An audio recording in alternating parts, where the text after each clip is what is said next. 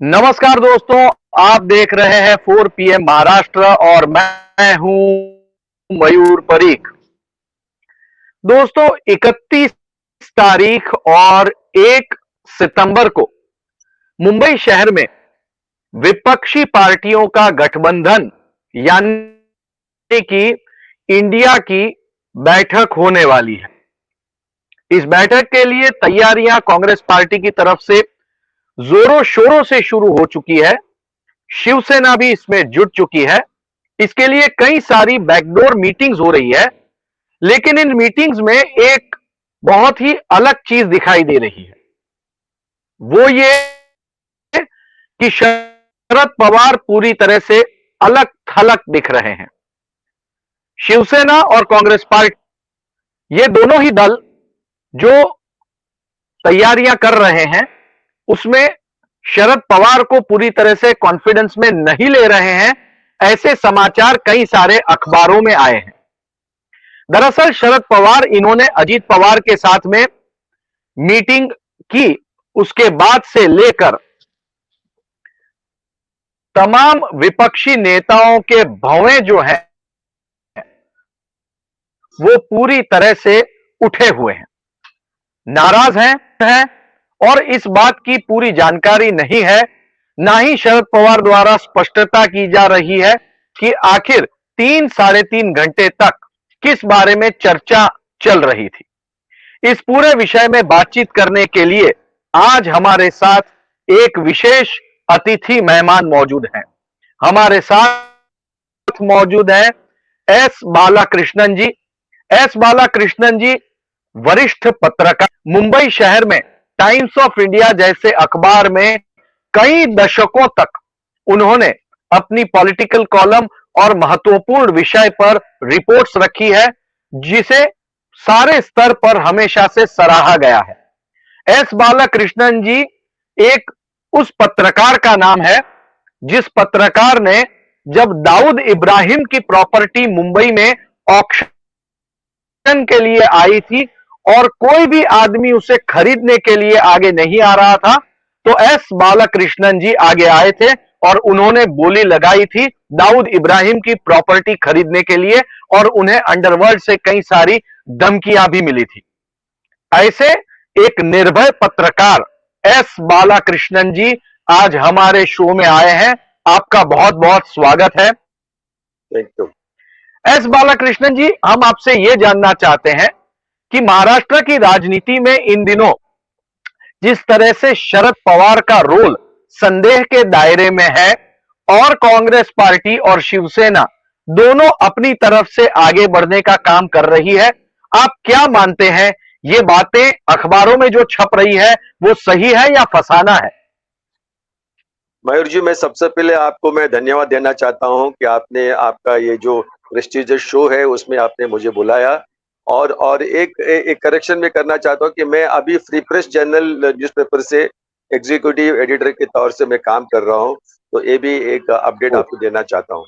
और जो आपका सवाल जो है, देखिए शरद पवार जो है उनका सबसे बड़ा प्रॉब्लम यह है कि ट्रस्ट डेफिसिट। बहुत कम लोग हैं जो शरद पवार के ऊपर वो विश्वास करते हैं और बोलते हैं कि जो भी वो बोलते हैं कि उसका उल्टा मतलब निकालेंगे तो फिर आपको सच्चाई मिलेगी। अभी आप देखिए कितने हफ्तों से शरद पवार ऐसा कोई काम नहीं किया जिससे एकदम बात क्लियर हो कि वो 100% इंडिया जो अलायंस जो है उसके साथ में है। और आपने जो उल्लेख किया, जो पूना में मीटिंग हुआ अजित पवार और इनके साथ में, पवार का कहना है कि वो उनका भतीजा है तो उससे मिलने में क्या आपत्ति है, लेकिन अगर वो भतीजा है तो फिर ये सीक्रेट में करने की जरूरत क्या था मीटिंग। अतुल चौरडिया ये बहुत बड़ा उनका पुराना मित्र है और बिजनेस में पार्टनर भी है, उनके घर में छुपके से रात को मीटिंग करने की जरूरत क्या थी। तो ये प्रॉब्लम है, शरद पवार कुछ भी वो खुलासा देते हैं उसको बहुत कम लोग उसको विश्वास करते हैं।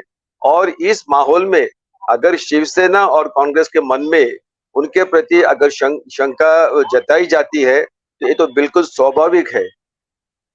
और आप देखिए कि जो इलेक्शन कमीशन जो है उसने अजित दादा पवार का जो याचिका जो उसने पेश किया है कि राष्ट्रवादी कांग्रेस का सिंबल और नाम के लिए शरद पवार ने अभी तक उसको अपोज भी नहीं किया इलेक्शन कमीशन में। सिर्फ उसके वकील ने इलेक्शन कमीशन में 4 हफ्ते का टाइम मांगा है, लेकिन अपोज क्यों नहीं किया अभी तक? तो यानी बहुत सारी चीज है जिसका ये सबूत आगे आता है कि शरद पवार और अजित पवार के बीच में सेटिंग, पॉलिटिकल सेटिंग हुआ है, जिसके तहत ये सब चल रहा है।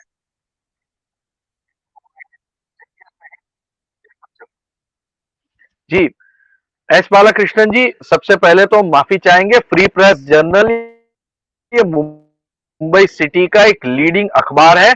कई सारी ऐसी रिपोर्ट्स फाइल हुई है इस अखबार की, जो, और हम भी इस अखबार के प्रशंसक हैं। आप एग्जीक्यूटिव एडिटर हैं, ये थैंक यू, डेजिग्नेशन थैंक हमने यू, शुरुआत में नहीं बताया।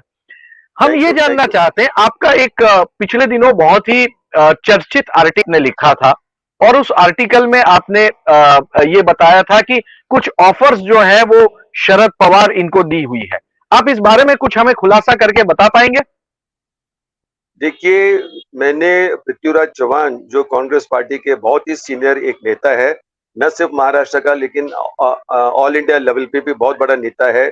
बहुत उनका इमेज, बहुत छवि बहुत अच्छा है। तो उनका मैंने जब भी इंटरव्यू लिया तभी उन्होंने कहा, सही माने तो एक बॉम्ब स्फोट भी हो गया। उसने कहा कि अजित पवार ने जब भी मीटिंग हुआ पूना में, शरद पवार को 2 ऑफर दिया भारतीय जनता पार्टी की तरफ से। देखिए, उसके पहले अजित पवार दिल्ली में होके सीनियर जो लीडर्स है भारतीय जनता पार्टी के सबसे मिल के आए। उसके बाद शरद पवार के घर में जाके वो सीक्रेट मीटिंग किया, और उसमें ये चौहान साहब का कहना है कि यूनियन एग्रीकल्चर मिनिस्टर जो है कि कृषि मंत्रालय उसका ऑफर दिया। अगर वो उनको मंजूर नहीं है तो नीति आयोग का चेयरमैन जिसको कैबिनेट दर्जा मिलता है, ये 2 ऑफर उनके सामने रखा।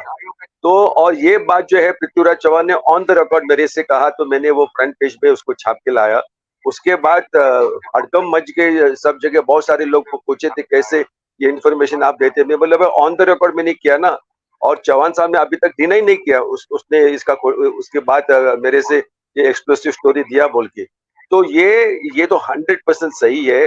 ये और दूसरी भी बात ऐसा चलता जाता है कि मोदी और अमित शाह ने अजित पवार को कहा कि हम आपको मुख्यमंत्री बनाएंगे यदि आप शरद पवार को साथ में ले आते तो ये भी एक एक पहलू है। लेकिन सवाल यही है कि क्या शरद पवार एनडीए अलायंस जो है, जो भारतीय जनता पार्टी का जो अलायंस है, उसके साथ में जाएगा कि नहीं। मेरा इंफॉर्मेशन यही है कि it is only a question of time before Sharad Pawar कुछ न कुछ बहाने वो इंडिया जो अपोजिशन का जो अलायंस है उसको छोड़ के एनडीओ के सपोर्ट में वो जाएंगे।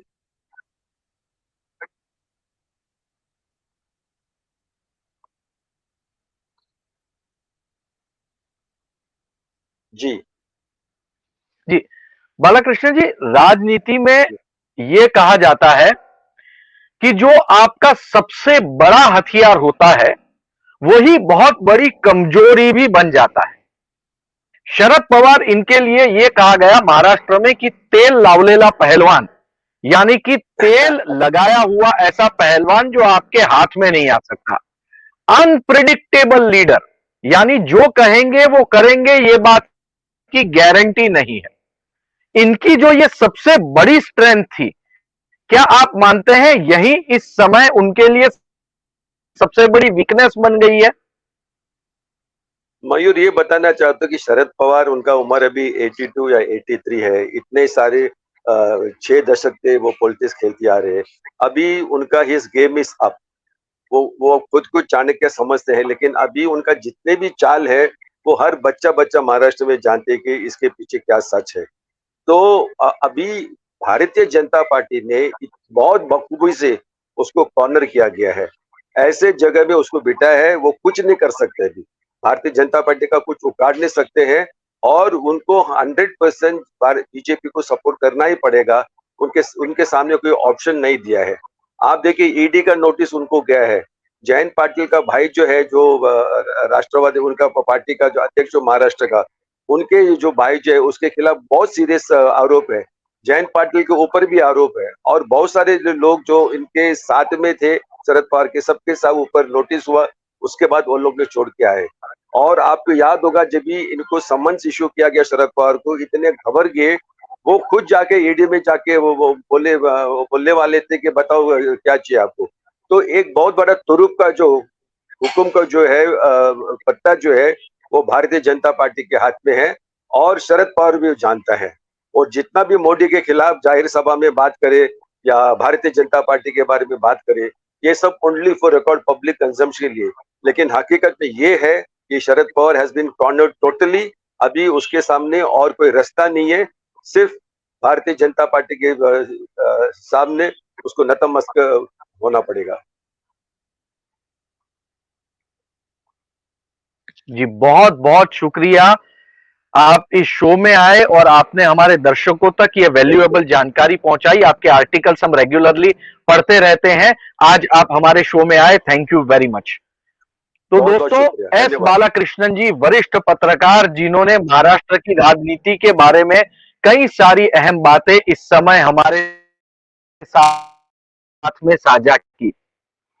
दोस्तों, वाकई में ये एक बहुत बड़ा विषय महाराष्ट्र की राजनीति में हो चुका है कि अजीत पवार जो बीजेपी के साथ हो लिए हैं और शरद पवार जो बीजेपी के खिलाफ हैं, लेकिन अब इंडिया के अंदर उनकी ताकत, उनका रुतबा दिन ब दिन कम होते जा रहा है। देखना यह दिलचस्प होगा कि 31 तारीख और 1 तारीख को मुंबई में होने वाली मीटिंग में वो क्या बयान देते हैं और उनका रुख क्या होता है। दोस्तों, इस चर्चा में जो भी कोई बातचीत हुई, क्या आप उस बात के साथ सहमत हैं? अगर सहमत हैं तो वीडियो के नीचे कमेंट करें, वीडियो को लाइक करें, दोस्तों के साथ शेयर करें और चैनल को सब्सक्राइब करना ना भूलें। बहुत बहुत धन्यवाद।